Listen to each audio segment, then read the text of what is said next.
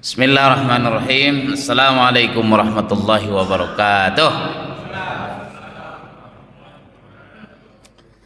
Alhamdulillah rabbil alamin. Wassalatu wassalamu ala asrafil anbiya'i wal mursalin wa ala alihi wa ashabihi ajma'in. Amma ba'du. Para jemaah sekalian, para ustadz yang kita hormati, guru-guru kita datang hari ini, Ustadz Aos, Ustadz Ihsan, dan seluruh ustadz yang lain juga hadir. Mudah-mudahan duduknya kita di majelis ini di Masjid Raya Telaga Kahuripan, Allah berkahi hidup kita. Mudah-mudahan keluarga kita juga semua sehat walafiat, yang sedang sakit Allah sembuhkan, yang sedang sulit Allah mudahkan. Dan saudara-saudara kita yang belum ikut bersama-sama berjamaah kita doakan semoga Allah mudahkan langkah mereka bersama-sama kita. Amin ya Allah ya Rabbal Alamin. Ini flyer yang bikin ketua takmir nih, ya kan? Desainnya yang bagus, kalau orangnya biasa-biasa aja. Jadi judulnya sekarang ini tak mau tahu. Beberapa minggu yang lalu saya menulis di Hikmah Republika. Judulnya adalah Kezaliman Intelektual. Ini sebenarnya saya tulis karena kerisauan terhadap diri sendiri dan kepada dunia pendidikan di Indonesia, terutama di perguruan tinggi. Ini urusan profesor ini. Aduh, kita sekarang berada di lingkaran setan yang susah sekali, bahkan tak bisa keluar dari lingkaran itu. Kalau udah lingkaran setan berarti setan semua. Jadi mau lurus di lingkaran setan tak bisa, harus jadi setan juga. Kurasa-rasa aku pun jadi ikut setannya lah. Karena kalau tak jadi setan tak bisa kita ngurus kepangkatan ini gitu. Tak bisa kita ngurus kepangkatan. Mau jadi profesor harus plagiat atau predator jurnalnya di Scopus. Yang paling mengagetkan kita di Universitas Lampung Mangkurat, Lampung ya, Lampung, Kalimantan ya. 10 profesornya dinyatakan plagiat. Dan berapa? 12 setelah dicek jurnalnya plagiat. Allah ya Karim. Tak ikut menulis, dibikinin. Kita buka sekarang Pak medsos yang muncul di situ. Anda kesulitan bikin jurnal Scopus internasional, Anda tinggal ikut, beres. Oh, ya Allah ya Karim. Saya tidak ingin mengatakan semua profesor begitu, tapi sekarang itulah yang kita alami. Dan kemarin juga dikirim tulisan dari Kompas, di mana guru besar di Indonesia itu dipermalukan. Saya punya guru, bukunya sudah puluhan, tapi dia tidak mau mengurus guru besar, Dr. Adian Husaini. Kata dia apa? Selagi masih syaratnya Scopus tak mau saya, karena itu penghinaan terhadap intelektualitas. Wah, awak muridnya ikut-ikutan. Aduh, tapi kata Pak Kiai Didin kemarin itu, kalaupun tak berguna buat kau, urus. Itu akan berguna kepada lembaga kita. Cuma caranya gimana? Yang benar ngurusnya. Nah itu pula. Benarnya ini yang susah. Kalau nggak benar taruh 50 juta selesai jurnal masuk internasional. Jadi profesor. Nah itulah. Jadi saya buatlah judulnya kemarin Kezaliman Intelektual. Dan ini saya ceramahkan di kampus. Kata kawan-kawan yang dosen yang agak lurus-lurus jalan pikirannya, "Mak, kau ini menghantam-hantam banyak orang di sini," katanya. Bagaimana kita mau masuk Scopus kalau macam ceramah ustadz tuh, katanya. Susah lah kita, katanya. Nah itulah Allah ya Karim. Jadi begitu saya tulis ini, ada pula kawan dari Kendari sana. Kalau gitu bang susah kita. Nanti abang nggak ikut lagi dalam jurnal itu saya tulis namanya, karena itu kezaliman intelektual juga itu katanya. Karena kalau nggak ikut meneliti katanya kan, jadi susah lah. Tapi macam mana pun sedaya mampu kita berjuang. Nah. Lalu baru kemarin ini pas hari Jumat saya tulis lanjutannya. Judulnya Tak Mau Tahu. Saya sebenarnya menulis ini bukan buat orang lain, tapi kepada diri sendiri. Selalu semua tulisan tausiah saya itu, ya Pak Yanto ya, itu adalah tujuan pertamanya adalah untuk diri sendiri. Nggak usah dibaca, pusing nanti. Tapi intinya adalah salah satu atau puncak dari kezaliman intelektual itu adalah tak mau tahu. Itu sebenarnya intinya. Nah, ini kena kita nih yang ustadz ini. Kalau saya kena lah saya nih. Nah. Baik, Bapak Ibu sekalian, tujuan utama manusia diciptakan Allah itu mengabdi kepada Allah Subhanahu wa taala. Wa ma khalaqatul jinna wal insa illa liya'budun. Dan selain itu adalah untuk menjalankan kekhalifahan di muka bumi. Jadi kalau saya bilang itu ada dua tugas utama kita sebagai manusia. Yang pertama adalah sebagai hamba, yang kedua sebagai khalifah. Gitu. Sebagai hamba, sebagai abdun mengabdi kita kepada Allah, dan yang kedua sebagai khalifah memimpin alam semesta. Dan ini nggak bisa dipisahkan. Kedua-duanya ini melekat sebagai hamba dan sebagai khalifah. Khalifah kepada diri sendiri, kepada keluarga kita yang paling utama. Gitu. Tak usahlah kita mikirin besok ada pelantikan presiden dan wakilnya. Nah, itu kan. Ya kan. Dan wakilnya. Nah, pokoknya kita doakan sajalah. Kita doakan saja presiden kita ini, pemimpin kita ini, semoga Allah sehatkan, panjang umur, dimudahkan urusannya, dibimbing Allah di jalan yang benar. Ya. Kalau mau melakukan kesalahan, kezaliman, nah sebelum ini tadi saya tulis kezaliman struktural, yaitu kezaliman penguasa terhadap rakyatnya dan tanggung jawabnya dunia akhirat gitu kan. Cuma bisa nulis-nulis gini aja, ecek-ecek gitu kan, tapi maksudnya mengingatkan saja lah ya gitu. Jadi tugas kita sebagai hamba mengabdi kepada Allah. Yang kedua adalah memimpin alam semesta, khalifah, pemimpin kita. Setiap orang adalah pemimpin. Kullukum ra'in wa kullukum mas'ulun an ra'iyati. Setiap kalian itu pemimpin dan akan diminta pertanggungjawabannya kepada kalian. Oleh karenanya kita harus menguasai dua ilmu, dan ini yang sering kali kita lupa. Kalau Dr. Adian Husain guru kami itu menyampaikan ilmu itu dibagi dua, dan harus kita tahu ini dan kita sampaikan kepada anak-anak kita. Ini tidak sembarang, harus bisa memisahkan, dan ini sangat penting. Ada namanya fardu ain, ilmu fardu ain. Ini ilmu fardu ain, ini ilmu yang wajib dipelajari oleh setiap manusia, setiap muslim. Ya Pung, aman Pung. Ini nggak bisa diwakilkan, ini harus setiap orang. Seperti ilmu tentang ibadah kita kepada Allah. Ilmu sholat, nggak bisa orang, udahlah kalian aja yang belajar, saya ngikut aja. Saya kan makmum, amin aja. Walaupun kita berjamaah tinggal amin, tapi kan baca Al-Fatihah kita. Ini wajib, namanya fardu ain. Setiap orang wajib mempelajarinya. Semua ilmu tentang ibadah kepada Allah itu fardu ain dan wajib pribadi setiap orang mempelajarinya. Contohnya lagi ilmu tentang baca Quran. Itu kan harus masing-masing itu kan, Ustaz ya, masing-masing. Nggak bisa kita wakilkan sama Ustaz Luqman, yang antum aja yang mana idgham, mana ikhfa, mana iklab, antum aja, kami kan jamaah tinggal amin saja. Enggak bisa, kan yang baca Quran kita sendiri.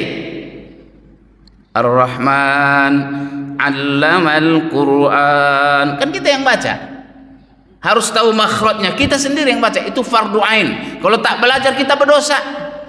Dan kita tidak bisa menjalankan ibadah kita dengan baik kalau kita tidak belajar ilmu fardu ain. Maka saya bilang di situ berkaitan dengan ibadah.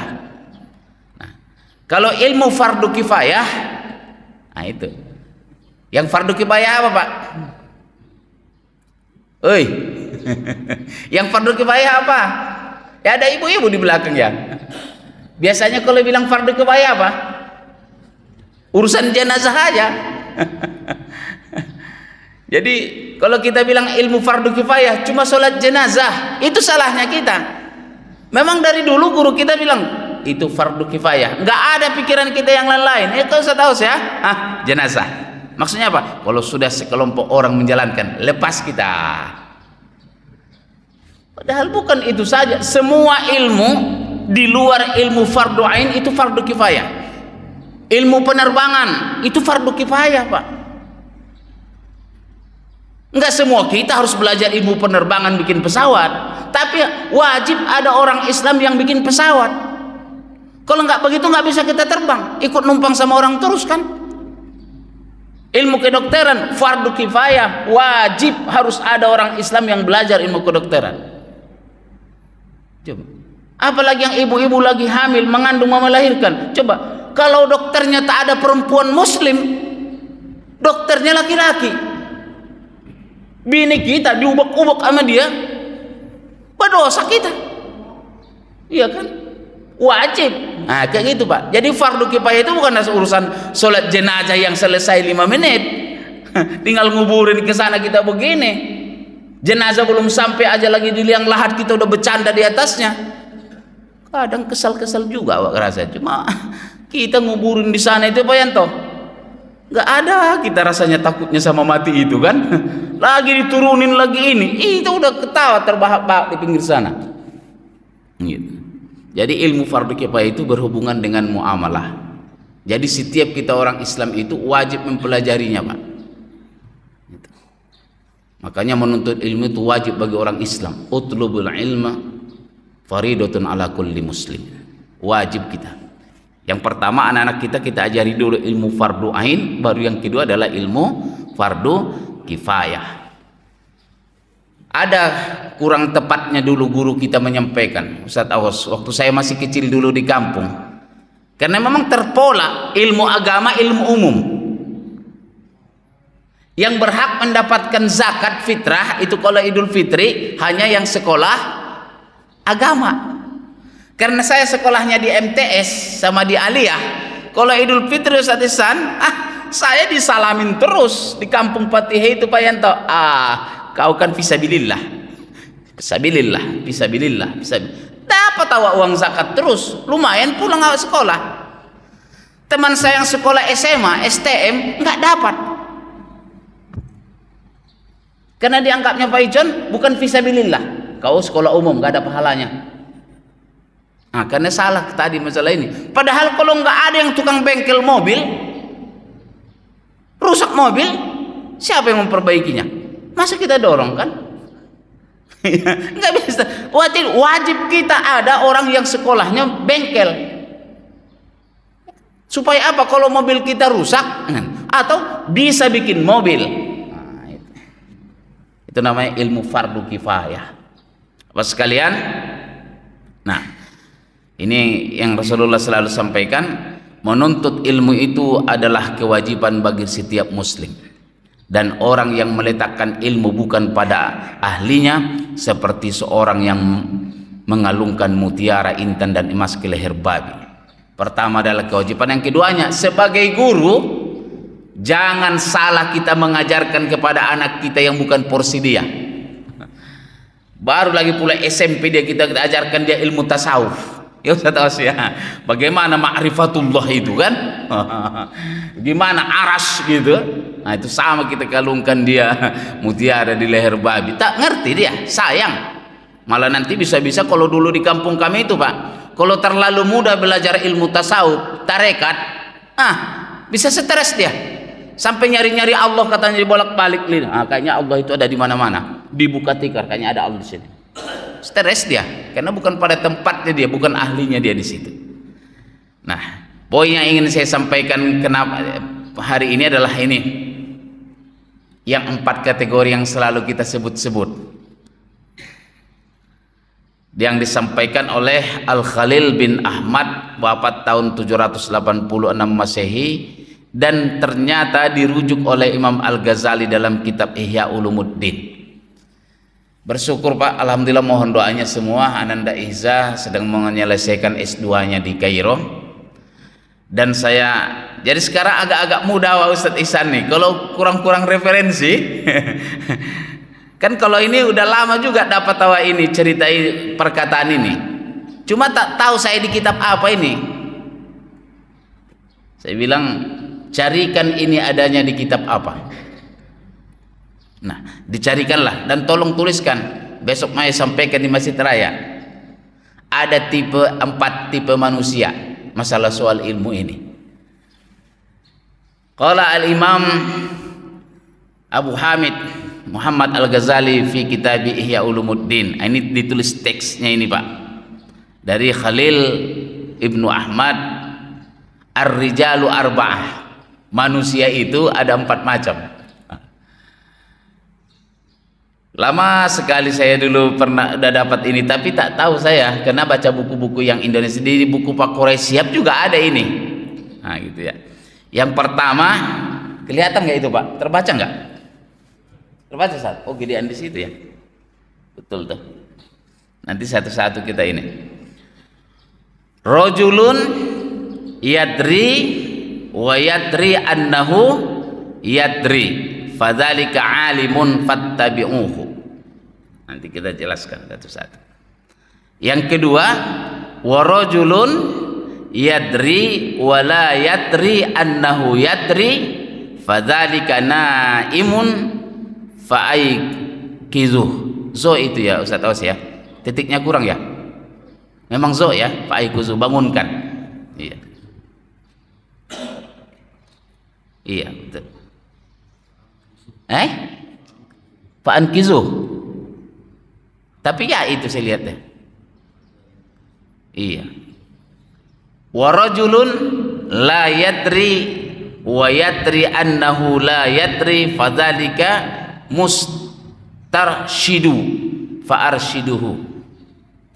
Warajulun la yadri wa la yadri annahu la yadri fadzalika jahilun farquduhu. Saya bacakan. Dari dulu saya senang membaca ini gitu ya, uraiannya itu. Nah, mari Bapak sekalian, dan yang akan kita urai dalam tulisan ini sebenarnya nanti silakan dibaca yang nomor terakhir itu Pak. Tak mau tahu. Nah, itu dari situ saya ambil ininya. Tak mau tahu. Baik, yang pertama. Yang pertama adalah rajulun yadri wa yadri annahu yadri fadzalika alimun fattabi'uhu. Seorang yang tahu dan dia tahu bahwa dia tahu. Iya Pak ya. Seseorang yang tahu dan dia tahu kalau dia tahu, ialah orang berilmu, maka ikutilah. Dia tahu dan dia tahu kalau dia tahu. Ada orang berilmu ini. Ini yang sebut dengan ulama itu Pak. Ini yang sebut dengan ulama, orang berilmu. Dan orang-orang macam inilah yang memang harus kita jadikan panutan. Cari guru. Saya selalu pesan Pak Bapak sekalian sama kita, harus punya guru. Setiap kita ini wajib punya guru. Dan harus bangga punya guru. Gitu. Harus bangga punya guru. Saya gurunya siapa? Dan jangan hanya punya satu guru. Ya Pak ya. Pokoknya kalau kata ustadku ini, ya itulah. Kalau ustadz kau bilang begitu, itu nggak benar. Pokoknya kata ustadku saja. Jangan punya satu guru. Harus banyak guru. Supaya kita dapat wawasan yang terbuka. Ini kalau ngaji ke situ itu aja. Ya udah. Warnanya ya itu aja. Ya Pak ya. Pandangannya itu aja. Gitu. Jadi teringat saya 5-6 tahun lalu ketika Ananda Ihza itu mau melanjutkan, pilihannya ke Madinah atau ke Kairo. Nah, itulah. Saya bilang kalau kau ke Madinah dulu, di sana mazhabnya Hambali. Dan itu yang jadikan mazhab resmi dari Arab Saudi, yaitu Wahabi itu. Tapi kalau kau ke Kairo, di sana empat-empatnya mazhabnya dipelajari. Jadi kau akan lebih luas wawasannya. Kecuali pondasi kau sudah kuat, pondasi keilmuan sudah kuat, belajar ke Mekah Madinah yang Wahabi atau Hambali, pulang-pulang tetap bagus pandangannya. Contohnya Profesor Dr. Ki Haji Agil Hussein Al-Munawar, S1, S2, S3-nya itu Pak di Madinah. Tapi pulang tetap berkunut dia kan, tetap NU. Ki Haji Agil Sirat ya, Agil Sirat, mantan ketua PBNU, itu S1, S2, S3-nya di Ummul Qura Makkah. Pulang-pulang ketua PBNU tetap. Dua orang ini saya pernah langsung mendengar, luar biasa mereka ini. Pak Agil Hussein Al-Munawar itu kebetulan masih dosen saya di dakwah dulu, masih sempat saya di Ciputat itu. Orang Arab aja kalah sama dia Pak. Jadi di Madinah itu Umtas Madinah juara 1 dia, Mr. Jaluk. Orang Arabnya kalah sama dia. Sama dengan Agil Sirat, pakai Haji Agil Sirat di Mekah di Ummul Qura, juara 1 dia. Orang Arabnya lewat sama orang tuh. Hebat kali ulama kita itu, luar biasa. Coba orang Arabnya kalah sama dia. Juaranya dia di situ. Tapi pulang tetap NU. Ini pulang. Tetap NU. S1, S2, S3. Ini baru S1 doang di Madinah, pulang-pulang semuanya kita sesat. Cuma dia doang yang lurus. Coba. Cuma S1-nya aja di Madinah dan Mekah. Rupanya mungkin tanggung kali ilmunya kan? Tanggung. Yang S1, S2, S3 di sana pulang-pulang tetap saja dia NU. Tetap aja tahlilan dia. Wah, ini baru keren. Jadi saya bilang juga sama Iza, kau kan pondasinya belum kuat macam Ki Agil Hussein Al-Munawar. Nah, ke Kairo saja. Pelajari 4 mazhab di sana. Kalau bisa nanti S2, S3 kau mau ke Madinah atau ke Mekah enggak ada soal, karena kau sudah wawasannya udah luas. Ini penting, Pak. Ini soal guru ya, soal berguru kita, Pak. Maka bergurulah kita kepada banyak ulama gitu. Dan orangnya yang seperti ini, dia tahu, seorang yang tahu dan dia tahu bahwa dia tahu, dialah orang berilmu. Tapi ini ada keting hadisnya di dalam tulisnya sebutkan, Rasul juga pernah menyampaikan ada juga ulama yang tidak patut jadi teladan, yaitu ulama yang ilmunya tidak bermanfaat buat dirinya gitu. Artinya apa? Dia punya ilmu tapi seperti lilin. Orang aja diceramain sama dia, tapi dia sendiri nggak mengamalkan. Itu namanya seperti lilin. Janganlah kalian seperti lilin yang hanya bisa menerangi kegelapan, tapi justru dirimu hancur, terbakar. Nah itu Pak. Jadi pandai-pandai juga lah kita. Saya di kampus itu saat itu selalu bilang ke mahasiswa, kalian belajar. Kalau kemana aja kalian silakan baca buku, silakan baca supaya wawasannya terbuka. Yang saya larang kalian jangan hanya berguru kepada satu ustadz. Nah, untungnya kalian di sini adalah ustadz kalian banyak. Itu untungnya kalau kuliah. Tapi memang kadang pusing juga kita nih ustadz ini. Ada mahasiswa ini. Bayangkan ada mahasiswa di kampus kami itu. Jadi memang dia sudah diajari sama ustadznya musik itu haram, bid'ah sesat. Bikin skripsi dia, saya pengujinya. Sementara disertasi saya tentang musik, dan saya penikmat musik. Nyanyi aja kerjaan saya. Quran dinyanyikan, salawat dinyanyikan, ya Pak Yanto. Dan kita kan paling senang. Allahumma salli ala sayyidina Muhammadin tibbil qulubi wadawaiha. Itu kan dinyanyikan. Belum lagi nanti pakai gitar awak, kita petik gitarnya. Tahu-tahu dia bikin skripsi, awak pengujinya ada posternya satu set. Kalian mencintai Rasulullah, berarti kalian tidak mungkin pakai musik, karena musik itu bid'ah dolalah finnar. Awak pengujinya.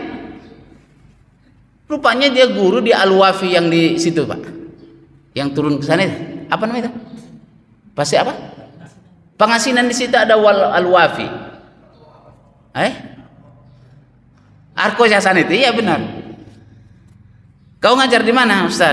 Di Al-Wafi. Oh, aku tahu, Salafi. Iya. Aku nggak soal sama kau. Yang soal ini kau bikin posternya di sini sama santri kau. Kenapa penelitiannya di situ? Musik itu haram, sesat, masuk neraka. Kau tahu disertasiku tentang musik. Nah, mana mungkin kululuskan kau? Aku bilang musik itu boleh, dan dalam disertasi saya itu semua pendapat ulama yang membolehkan saya taruh. Yang mengharamkan pun saya taruh.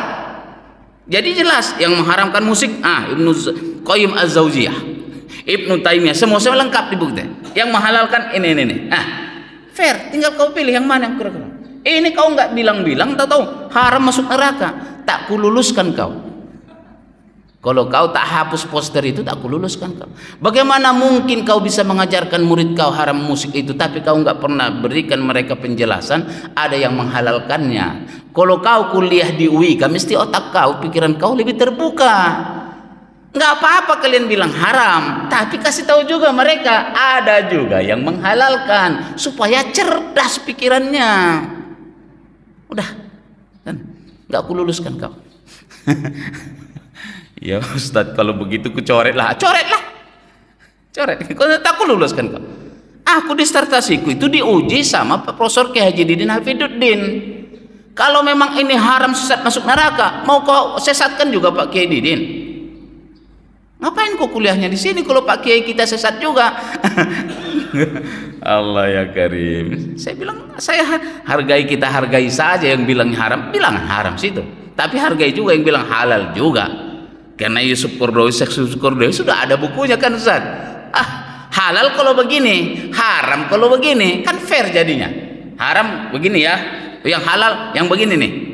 Nah, gitu. Jadi maka jangan berguru kepada satu orang. Yang kedua, rajulun yadri wala yadri annahu yadri fadzalika naimun faiqazuhu. Tadi faiqazuhu ya ini ya. Itu. Saya tulis ini ya. Seorang yang tahu tapi dia tidak tahu. Luar biasa ya. Seorang yang tahu tapi dia tidak tahu kalau dia tahu. Tak tahu dia kalau dia tidak tahu. Wow. Apalagi dia tahu tak. Insyaallah ya. Bagus sekali ya. Seorang yang tahu, dia tahu tapi dia tidak tahu kalau dia tidak tahu. Tertidur dia. Seperti itu tadi. Seperti orang yang tidur, maka bangunkanlah. Sebenarnya dia punya potensi Pak. Dia sebenarnya pandai dia. Ibaratnya kalau bakat main bola, sebenarnya bakatnya ada. Cuma tak tahu dia kalau dia punya bakat. Disitulah Pak pentingnya guru, pelatih. Coba. Dia sebenarnya bisa, berbakat nih. Kalau si Ezar kan memang bakatnya badminton. Udah tahu ayahnya, makanya dikembangin. Ini kita yang susah, nggak tahu kita anak kita tuh bakatnya apa. Anak kita pun tak tahu dia bakatnya apa. Apanya bakat kau? Nggak tahu aku. Terus macam mana? Kira-kira gimana ya aku ini? Aku pun tak tahu. Makanya kita susah. Anak kita tak tahu kita bakatnya apa juga. Nah, dan anak pun tak tahu juga dia. Aku memang bisa Pak ayah main bola. Nggak tahu aku juga kalau kau bisa main bola. Nggak jadi-jadi. Tapi ada orang memang bakatnya terpendam. Dan kalau dikasih tahu dia punya bakat, makanya ada pelatih itu kan. Kalau pelatih itu sekali main di depannya, Sintayong tuh kan, tontonnya sekali, set, udah tahu dia, ini anak bisa nih, ini berbakat nih, ini kalau dilatih paten nih. Makanya memang kita ini semua Pak, nggak pernah, tak ada orang yang tak punya guru kita. Semua kita sekarang duduk macam begini nih, jadi orang-orang bermanfaat, berguna kita, karena punya gurunya nih, guru yang mengarahkan kita, karena mereka tahu potensi kita. Kau cocoknya jadi ini, kau cocoknya jadi ini. Ini kalau kau latih ini, bisa kau ini, hebat kau, top kau. Makanya kan teori terbaru multiple intelligence itu kan, setiap orang punya bakatnya, potensinya masing-masing. Nggak bisa semuanya kita bikin jadi burung. Ingat dulu kayaknya Mr. Jalu pernah menyampaikan, ya kan? Kalau kita nggak tahu bakat anak kita, akan kita suruh semuanya berenang. Udah, pokoknya berenang semua. Ikan berenang, burung berenang, kucing berenang, pokoknya semua kalian harus jadi perenang. Karena terpaksa si burung pun ikut berenang pula dia. Ya mungkin memang bakatku, berenang aja, berang, nyelam, nyelam, nyelam. Bertahun-tahun dilatih burung itu menyelam, dan ternyata memang dia tidak bisa menyelam. Karena memang dia bukan penyelam. Dan akhirnya yang paling berbahaya ini Pak, sudahlah berenang dia tak bisa. Apa Mister Jaludul? Terbang pun dia lupa. Aku ini burung apa ikan ya? Burung apa ikan ya, kata dia kan. Akhirnya suruh terbang, terbang pun dia udah lupa. Kenapa? Disuruh berenang melulu. Nah, gitu. Setiap orang punya potensi, dan itu tugas kita Pak. Kalau ternyata ikan memang berenanglah kau. Yang dalam kau ke sana. Kalau kau burung terbang, yang tinggi kau terbangnya. Kalau kucing, terkam. Kalau harimau sambar. Itulah potensi-potensi. Dan anak kita banyak yang begini Pak. Dan dia tidak tahu bakatnya. Yang ketiga, rajulun la yadri wa yadri annahu la yadri fadzalika mustarsyidu farsuduhu. Seorang yang tidak tahu tapi dia tahu bahwa dia tidak tahu. Lebih penting ini apa namanya? Seorang yang tidak tahu tapi dia tahu bahwa dia tidak tahu. Rajulun la yadri, dia tidak tahu, dan dia tahu kalau dia tidak tahu. Wah, ini juga nih, keren ini. Kalau saya bilang ini pembelajar. Ini pembelajar nih. Seorang yang tidak tahu tapi dia tahu bahwa dia tidak tahu. Tahu dia kalau dia tak tahu. Tahu dia. Makanya dia belajar. Kau tahu enggak? Enggak tahu. Kau tahu enggak kalau kau tak tahu? Tahu aku kalau aku tak tahu. Itu. Kalau ini belajar, pembelajar, mau dia belajar, ajarilah. Ajarilah. Ya kan, pembelajar, maka ajarilah. Anak-anak kita itu kita ajarilah. Makanya kan dalam pendidikan itu kan Pak, tak boleh kita bilang anak kita itu bodoh. Guru tak boleh bodoh kali kau. Tak boleh itu kan.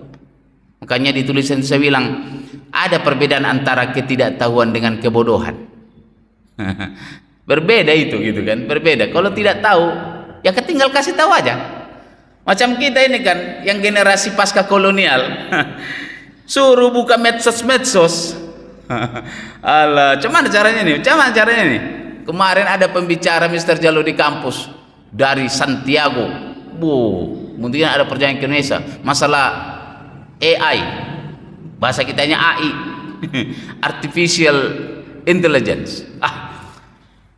Ikutlah dulu aku barangkali ada dapat ilmunya macam mana lah sekarang kecerdasan buatan ini. Kali aja dia menyampaikannya pakai bahasa Indonesia. Apaan bahasa Inggris semua dia kan? Iya, kalau materinya awak yang paham Pak Isan kan, misalkan dibicara tentang masalah ilmu dalam Islam, ya materinya paham-paham awak. Ini sudahlah materinya artificial intelligence yang tak ngerti bahasa Inggris pula dia. 1,5 jam pusing saya, pulang aku. Aduh, gimana katanya? Pusing aku. Udahlah awak harus mencerna bahasa Inggrisnya. Udah gitu materinya pun tak paham awak. Alah, menderitanya kita ini hidup ini gitu kan. Makanya bilang sama Mas itu, ayolah belajarlah kita bahasa Inggris. Awak pun belajar dikit-dikit. Ini punya menantu orang Pakistan tak bisa bahasa Indonesia. Ini lagi pulang dia. Saya bilang nih memang nasib awak kayaknya harus belajar bahasa Inggris ya Pak Yanto ya. Masa harus selalu gerak tangan dulu kan? Allah ya Karim. Tapi kata dia, kalau ayah itu setahun ini aja kita sering ngobrol, nanti lama-lama bisa. Ya, yes or not gitu aja kan. Yes. Alah, pokoknya guru-guru tuh Lukman tuh saya, pokoknya datang ngobrol kalian. Pokoknya sekali sebulan, sekali seminggu, ngobrol. Sempat beberapa kali. Pokoknya guru-guru kumpul, mumpung ada orang yang nggak bisa bahasa Indonesia. Cuma guru-gurunya pusing. Mau ngomong nggak ngerti bagaimana, pusing kata teman tuh pokoknya. Suruh anak yang dipanya dampingilah gantian. Kalau diterjemahkan nanti kalian keenakan katanya. Udah paham tak paham dengerin aja gitu kan. Allah ya Karim. Jadi ini pembelajar. Anak-anak kita ini nggak ada yang bodoh ya Pak ya. Murid yang jadi guru nggak ada murid kita yang bodoh. Kalaupun dia tidak paham berarti kitanya yang tak pandai mengajari dia supaya paham. Dan itulah tugas kita. Alhamdulillah udah bunyi. Itu mah tandanya itu. Yang keempat, nah inilah Bapak sekalian, nanti silakan baca tulisan yang di hikmah itu. Dan inilah yang paling parah. Ini yang saya bilang puncak dari kezaliman intelektual itu adalah ketika kita masuk kepada yang keempat ini. Rajulun la yadri wa la yadri annahu la yadri fadzalika jahilun farquduhu. Seorang yang tidak tahu dan ia tidak tahu kalau ia tidak tahu. Coba Pak. Seorang yang tidak tahu dan ia tidak tahu kalau dia tidak tahu. Kan udah gelap gulita ini kan? Gelap gulita betul ini. Udah nggak ada sedikit pun cahaya. Allah, dan dialah orang dungu. Saya buatnya dungu. Kalau di bahasa itu kan jahil kan? Tapi saya baca kemarin kita ininya itu penjelasannya, awas, jahilun murakkabun. Jahlun murakkab. Berarti kan berlipat ya? Murakkab, ya kan? Jahlun murakkabun katanya situ tuh. Wah, berarti kalau itu maksudnya berarti dungu lain. Menggunakan kata-kata Rocky Gerung. Dungu. Kalau bahasa kita pandir, kalau bahasa kami Sumatera sana itu pandir. Dungu. Saya di on gitu ya. Ini yang saya sebut tadi berbeda ini dengan orang tidak tahu. Orang tidak tahu itu bukan jahil. Memang tidak tahu dia. Gitu. Sama dengan Imam Malik dulu waktu ditanya itu kan, la adri, tak tahu aku. Bukan berarti Imam Maliknya tidak bodoh, bukan. La adri tidak tahu, karena masih belum dikasih tahu. Nah, murid-murid kita itu la adri dia. La yadri dia, tidak tahu, kita kasih tahu. Kalau ini beda. Beda ini. Jadi, apa yang saya masukkan di sini? Dia tidak mau belajar.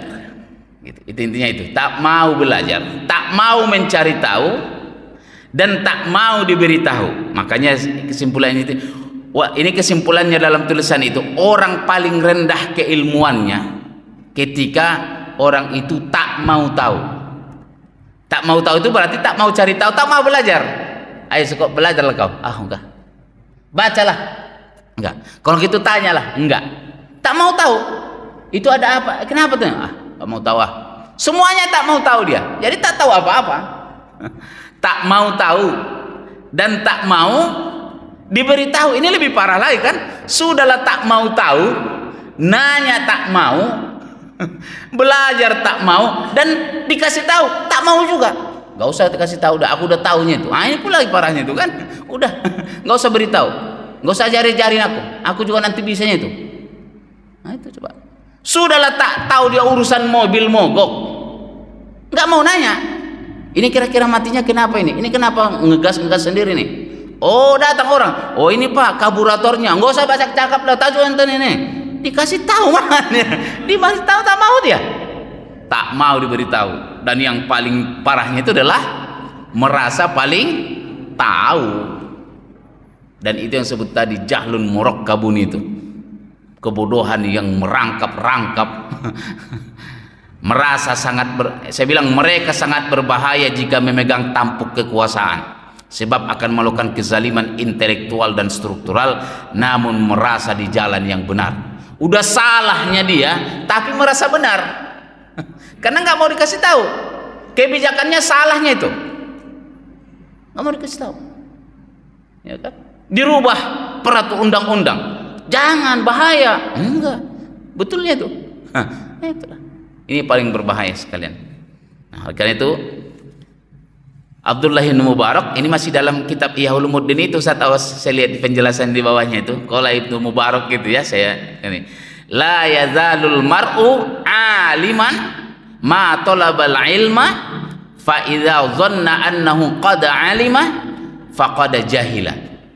Ada teks Arab cuma nggak sempat lagi ditulis Arabnya. Seorang disebut pintar selama ia terus belajar. Namun begitu ia merasa pintar, maka saat itulah ia bodoh. Nah, ini buat kita ini.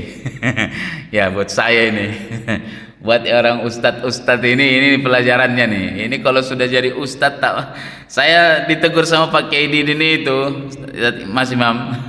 Karena kan jadwal saya khutbah Jumat kan penuh. Terus saya bilang apa? Sekali-kali kau jadi jamaah. Kapan lagi kau dengar nasihat orang? Jangan ceramah aja kerjaan kau. Wah, mati. Iya, pakai cuman lah jadwalnya udah beres. Jangan ceramah melulu, belajar. Makanya kita belajar terus ikut sekarang belajar. Cuman lah pakai jadwalnya udah dijadwal, nggak bisa dibatalin. Ngaji. Makanya saya beruntung punya guru. Kalau hari Senin Selasa itu Pak, Selasa Rabu itu mengaji tafsir Jalalain. Ini saya kasih contohnya. Jadi Senin Selasa di WA, bayangin satu, cuman lah nggak ngeri kan di WA. Nah, ini linknya nih. Besok kita ngaji tafsir Jalalain. Jadi Selasa Rabu ba'da subuh 1 jam dari Masjid Ibnu Khaldun itu sama santri yang di sana mahasiswa. Saya di rumah dengerin. Orang di WA sama guru coba Pak. Luar biasa, emang begitulah jadi guru yang istiqomah itu Pak. Gurunya ngingatin muridnya ngaji, dikirim linknya. Cuman tak mau nggak ikut kan? Dikasih link, ngaji. Tuh. Nggak pernah sekarang, dulu pernah baca kitab kuning, sekarang sudah ada di laptop kan. Oh begini bacanya rupanya. Jadi sekarang saya baru ngaji Ustaz Ihsan, barulah sekarang saya ikut ngaji namanya kitab kuning itu baru sekarang inilah. Jadi hari Selasa Rabu ngaji tafsir Jalalain, kalau hari Ahad pagi itu tafsir Sofwatut Tafasir langsung dari sana awak jadi santri Zoom. Nah gitu, santri Zoom. Intinya apa? Mari kita belajar Pak. Dan yang sudah pandai jangan pernah berhenti belajar. Apalagi yang belum pandai. Dan kalau sudah pandai pun jangan berhenti belajar. Dan jangan pula merasa paling tahu. Apalagi pula dengan berilmunya dia semua orang salah pendapatnya.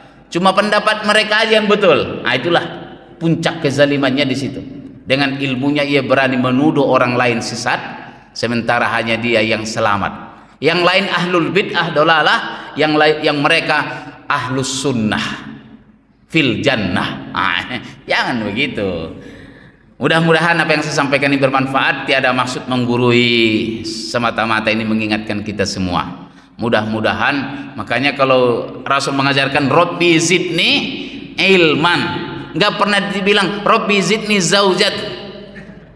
Ya Allah tambahkan aku ilmu, enggak dibilang ya Allah tambahkan aku istri. Enggak ada doanya kata Pak Kiai begitu. Tapi kalau kita disuruh mau nambah ilmu atau mau nambah istri, dua-duanya dah berani top. Saya udah bilang sama istri saya, ini kan direkam, Dek, kalaulah dikasih pilihan mau jadi guru besar, profesor atau menikah lagi, menurut kau apa jawabanku? Ya jadi profesor lah Bang. Kau salah. Aku lebih baik menikah lagi daripada jadi guru besar. Langsung naik segini. Mana? Ya itu kan soal pilihan. Saya bilang rektor itu sudah profesor, tapi dia nggak berani nikah lagi. Kalau aku juga profesor tetap kalah aku. Tapi kalau aku menikah 2 istri, rektor pasti nunduk ke saya. Yang itu dia tak berani. Demikian. Subhanakallah bihamdika asyhadu an la ilaha illa anta astaghfiruka wa atubu ilaik.